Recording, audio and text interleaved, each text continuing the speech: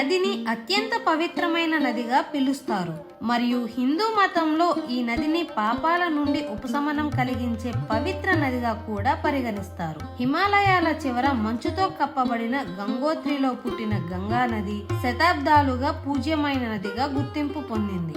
గంగా జలానికి పాపాలు పోగొట్టి ఆత్మను శుద్ధి చేసే శక్తి ఉందని హిందువులు నమ్ముతారు.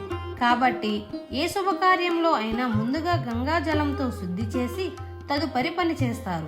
మరణించిన వారి వస్తువులను కూడా శుభం కోసం గంగా జలంలో నిమజ్జనం చేస్తారు.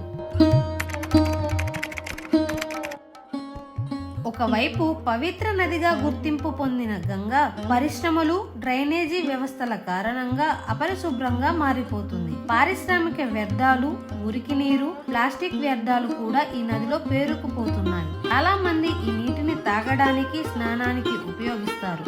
అయితే గంగా నది నీటికి తనని తాను శుద్ధి చేసుకునే శక్తి ఉందని చాలా మంది నమ్ముతారు. Uttar Pradesh central pollution board CPCB ఇప్పుడు అలహాబాద్ కోర్టుకు గంగా జలం తాగడానికి పనికిరాదని ప్రకటించింది. కానీ ఐఐటి కాన్పూర్ ఇటీవల జరిపిన ఒక అధ్యయనం ఈ వాదనలను సవాల్ చేసింది. అధ్యయనం గంగోత్రి నుండి రిషికేశ్ వరకు 28 పారామీటర్ల జోన్లో నీటిని పరీక్షించి తాగడానికి సురక్షితంగా ఉందని వాదించింది. ఇదే అంశానికి సంబంధించి సోషల్ మీడియాలో ఒక వీడియో వైరల్ అయింది మరియు ఈ వీడియోలో పవిత్ర గంగా నది నీరు శుభ్రంగా మరియు తాగడానికి సురక్షితం అని ఒక ప్రకటన చేయబడింది. అశు ఘై ఈ వీడియోని పంచుకున్నారు. అక్కడ అతను పరీక్ష కోసం హరిద్వార్ నుండి గంగా జలాన్ని తీసుకువచ్చాడు.